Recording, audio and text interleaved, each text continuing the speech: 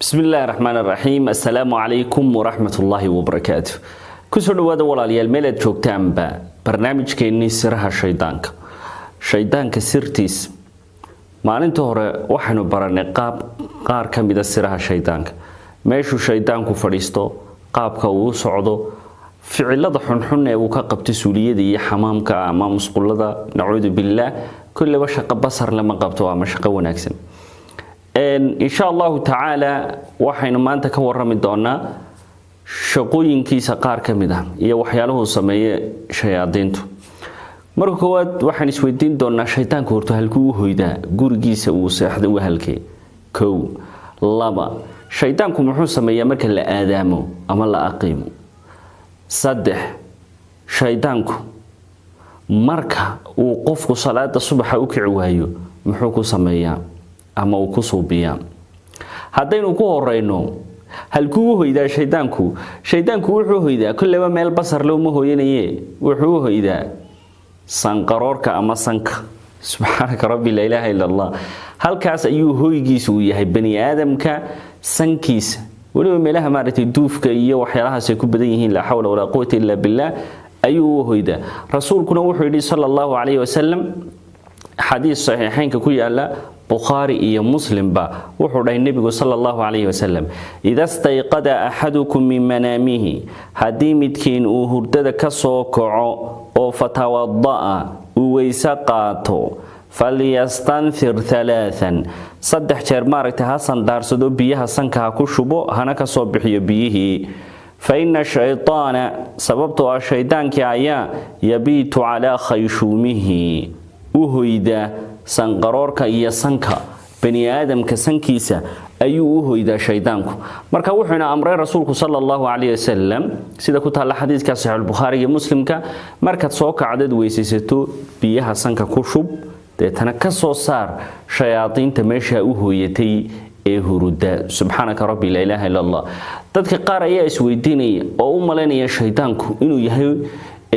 qof inagoo kala ah oo weyn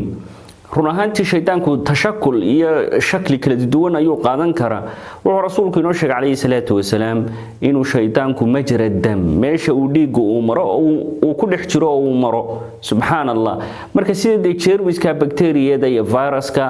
iyo wixii la midka ah ay jidhka aadamaha ugu dhex jiraan saas oo kale shaydaankuna ugu dhex jira saas oo kale ayuu maartay shaydaankuna uu dhiigi u dhex raacaya qalbigi uu dhex gelaya sanqaroorki iyo sanki uu hoy uga dhiganaya waayo waxaan u imanaa shaydaanku hadaba muxuu qabtaa marka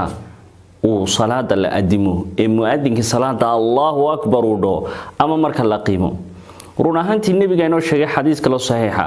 oo wuxuu rasuulku inoo sheegay shaydaanku marka la adimo waxa weeyaan naqas iyo neef buu dabada ka sii daaya si uu waliba sanqadh leh si uu sanqadha iyo codka aadaanka uu u qariyo subhanallah marka isagoo oo qiiqdabada ka baxayo subhanallah ayuu carara markuu aadaanku dhamaadana uu soo noqda marka la qiimana sidoo kale ayuu carara rasuulka waxa laga wariyay sallallahu alayhi wasallam inuu yiri idha nudiya lis-salati adbara shaytaanu marka salaada la adimo ay shaydaanku dhabarjeediya waa carara walahu turaadun isagoo le marka qiiq xagga dambe ka sii deynayo oo marka waxa weeyaan sanqadh marka ku qarinaya aadaanka maqalkiisa hatta la yasma'a at-ta'dina si aanu u maqlin marka aadaanki فإذا قضى النداء مركا آذان كرمادو أقبل وسوق بلا يو يمادا حتى إذا ثوب بالصلاة مركا صلاة هدنا لا أقيمو أدبر وجستا وعررا حتى إذا قضي التثويب إلا يمركا أقيمدي صلاتي أي كرمانيسا أقبل وسوق بلا يو إيمانيا حتى يخضر بين المرء ونفسه إلا يقفكي وكلا دحجليه isaga salaadiisiyo yaqulu wuxuu dhahaya udkur kada war waxyaalaha noocaas xasuuso adoo salaada ku jira saas ku dhahaya lima lam yakun yadhkuru waxyaala aanad hadda ka hor xasuusanin ayuu ku xasuusinaya marka salaada ku jirto hatta yadalla ar-rajulu la yadri kam salla illa ma yaqofki uu kala garan waayo imisa rakcadood baa tukatay ama salaada inta tukatay waa shaydaankii khanzab khanzab ayaa loogu yeedhaa shaydaanka salaada dadka ka waswaasiya haddaba odayga khanzab waxa inoo cadaatay inuu aadaankii aqimista necab yahay waayo waxa ku jirta weynidii ilaahay iyo shahaadadii maaragtay nabiga kaleey salaatu wasalaam tawxiidkii baa ku jira marka wuu necab yahay ma dhageysan karo awoodu male wuu cararaya marka la aqimana sidaas oo kale laakiin salaada markii la galo wuu imanaya oo marka waxa weeyaan qofkii buu waswaasinayaa oo waxyaala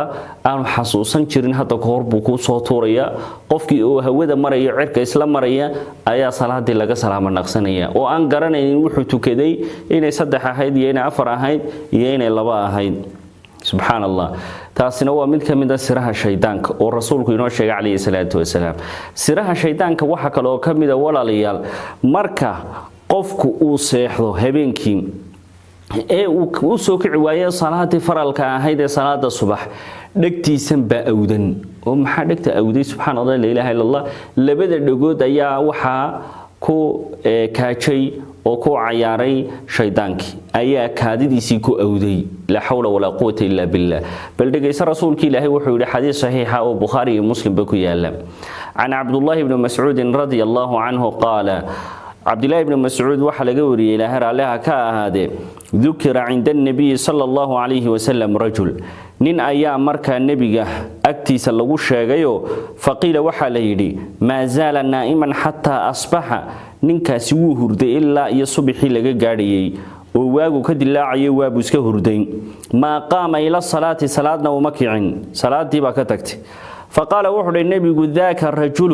ننكاسي waxa weeye baala shaytaanu fi udunihi shaydaanki ba dhagta kaga kaajin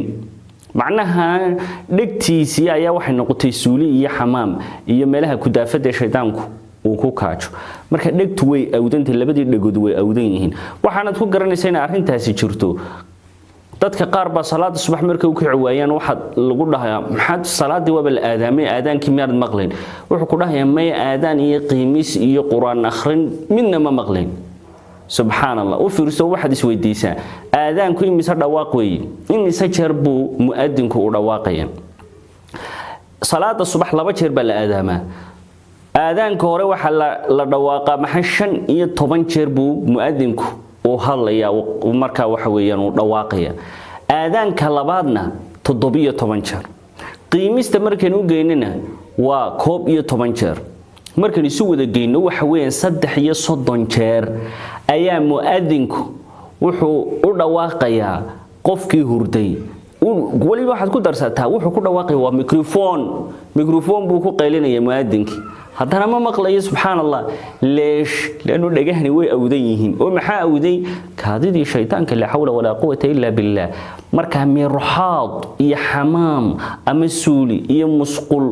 iyo baytalmaan meelahaas ayuu ka dhigtaa dhagaha qofka salaada subax tukan waayay la hawla wala quwwata illa billah wa sayyidina muhammad rasulullah wa na'uudu billahi minash shaytaanir rajiim ilaahi banu ka magan galanaa shaytaanka la fogeeyay intaasan ku soo koobaynaa barnaamijkeena siraha shaytaanka wallahu a'lam wassalamu alaykum wa rahmatullahi